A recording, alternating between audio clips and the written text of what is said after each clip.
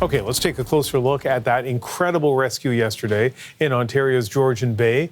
Officers and police helicopters plucked 23 ice fishermen to safety, some who were starting to get surrounded by the frigid waters. The ice they were standing on broke away and carried them nearly 2 kilometres away from shore. Things got especially bad once they were in open water because the ice sheet split into several pieces. Chunks of it began to sink, and so some of the fishermen were partially submerged. Rescuers say this was a life-threatening situation, but everyone was airlifted to safety with only minor injuries. There was a massive emergency response. And one of those people who got the call was Glenn Welch, an Owen Sound fire captain. Last hour, he told us some of the difficulties the rescuers faced in coordinating their efforts. Able to hear the OPP helicopters or anything, but we do have a county channel that we can talk with the inter-township.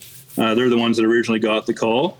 So we can hear them, and they kept getting reports of the number of ice fishermen on the ice, deteriorating conditions. At one time, we got a report that the helicopter, hovering overhead was causing the ice maybe to break up a little bit more. So there definitely was a need for urgency and to get this mitigated. Okay, our next guests are two of the 23 people who had to be rescued yesterday, Alfie Howe and Kevin Fox. And I want you to take me back to that moment when you realized, because you're both people who fish a lot, but you realized that you were in trouble. Alfie, why don't you explain that moment to me?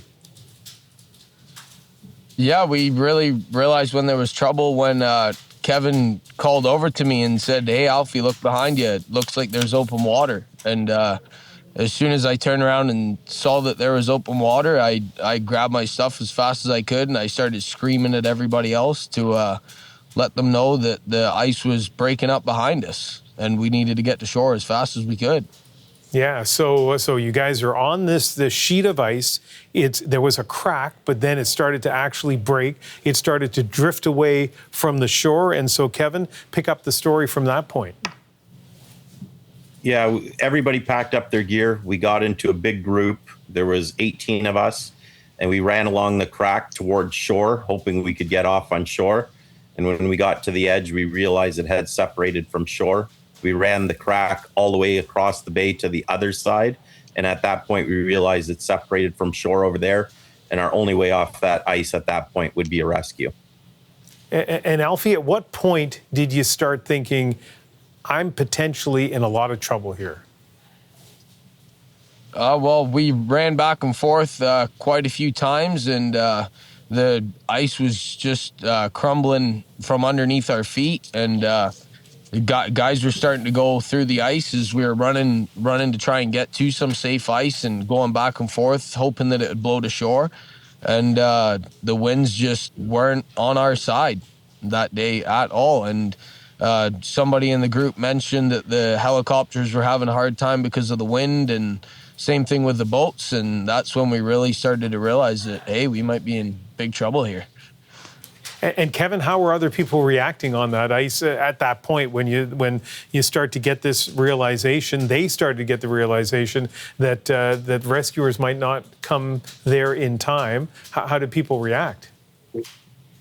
Yeah, everybody was keeping it together pretty good until we heard that choppers couldn't even get to us because of the winds. And at that point, a lot of fishermen, including myself, we thought this was a great possibility. This could be it for us.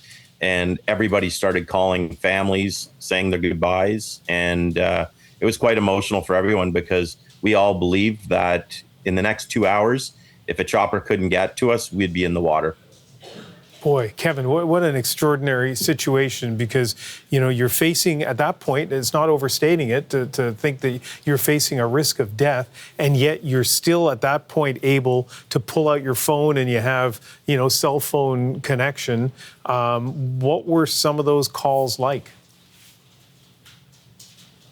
For myself, I kept it very short. I didn't want to try to put too much fear into loved ones that I was calling. And I just kind of called my wife and I just said, right now, like the helicopters can't get to us, is from what we're hearing. It's not a good situation, and I'll get back to you. And I left it at that.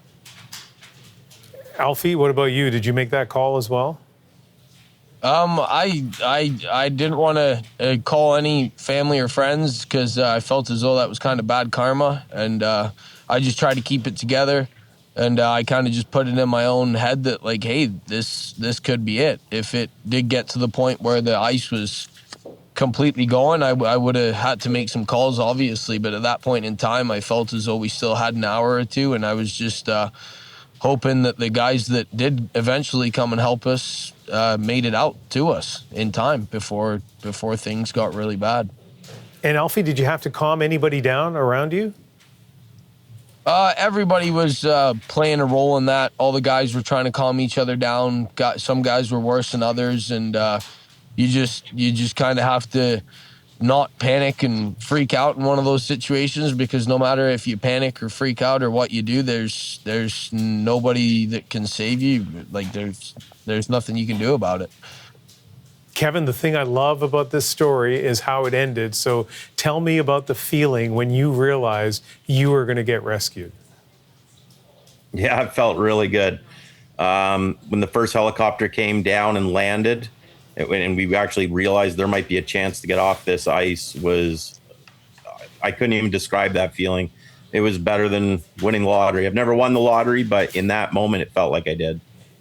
How did you guys decide who would get on the helicopters first?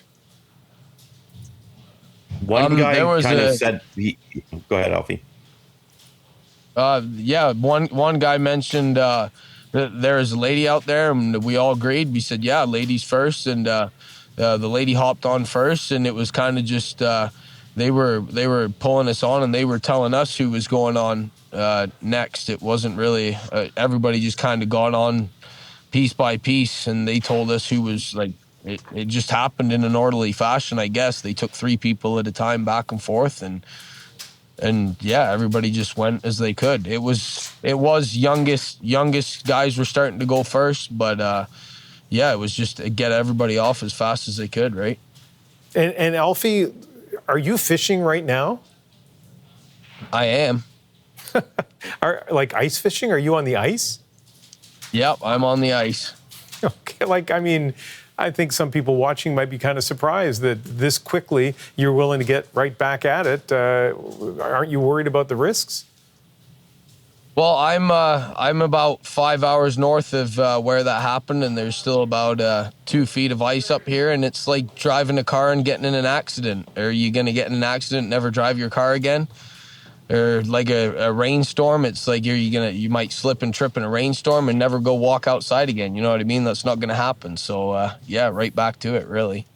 I might not get in the car the very next day, but there you are fishing. Although, as you point out, you're in a place that's further north and colder, and the ice hopefully is thicker. Alfie Howe, Kevin Fox, I'm so happy that this story ended the way it did, and really pleased you're willing to talk about it to us today. Thank you so much.